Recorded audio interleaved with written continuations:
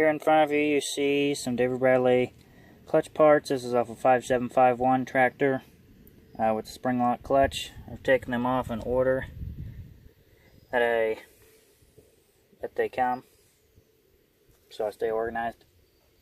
Last item I took off was the clutch fork pin.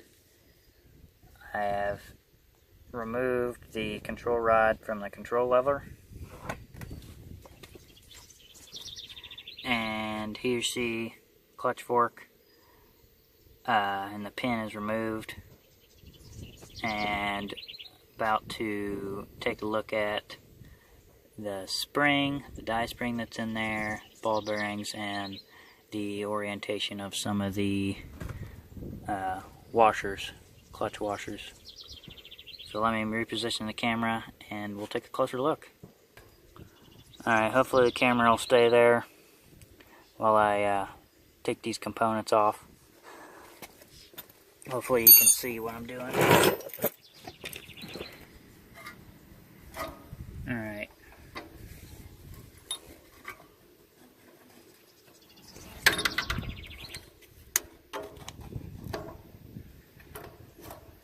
Alright, looks like clutch fork. Maybe. Alright, clutch fork, and then it's got this cone piece that goes in it. The next is the washer with the chamfer on it.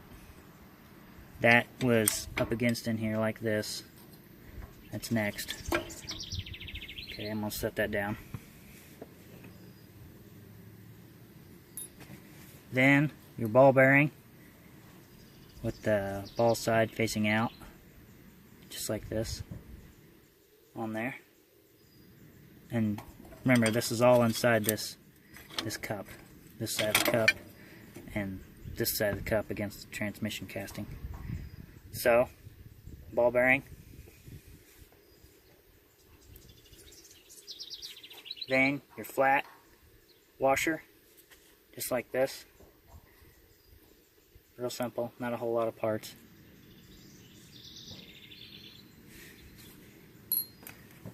Then your die spring, heavy duty thing. I can barely even move that. I'm squeezing as hard as I can. That goes right there.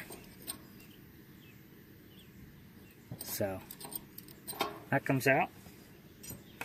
Then I don't know if I'll do it, but to get this cup off here, you gotta drive out this woodruff key.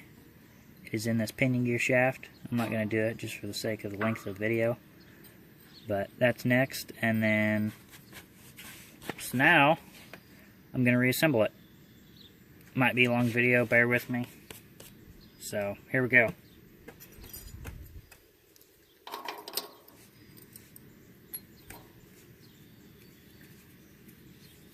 Kind of wiping stuff off as I go, so.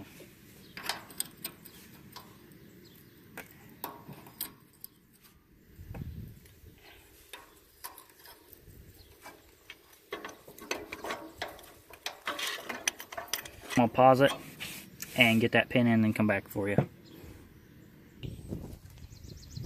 Okay, I'm back. So what I had to do was, I had this plate that I took off earlier, had it sitting down over there. You have to slide that on the shaft and put this clutch fork up against it, then slide in your parts all that in that cup, then slide, this is keyed, slide that onto your woodruff key. That's how I was able to do it. Then I got my pin in. Now I just got to reconnect my control rod.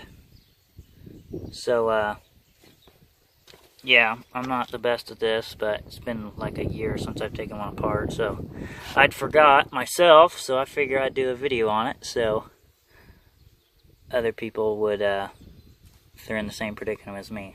So,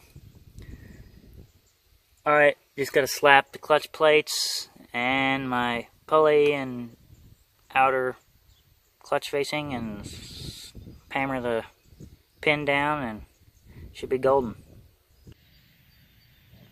So I got the clutch all back together, got the clutch facings on my pulley, outer clutch facings here. many of you guys out there putting these things back together may experience trouble getting this pin in. The solution I come up with was I take the control rod out of the control lever there, but leave it connected to my clutch fork. Then I reach my arm all the way around the tractor like this, and then in my right hand I hold this chisel.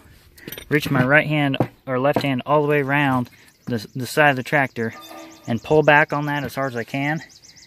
And then if you push in, make sure you're lined up before you do that. And then slide the smallest punch you have through there, and that'll hold that. And then what I'm going to do is I'm going to drive the pin and the punch out at the same time. So that's how that works. Then after you're done, just pull your clutch rod up and reconnect your clutch or control lever and put your cotter pins in. You'll be good to go. Have a good one.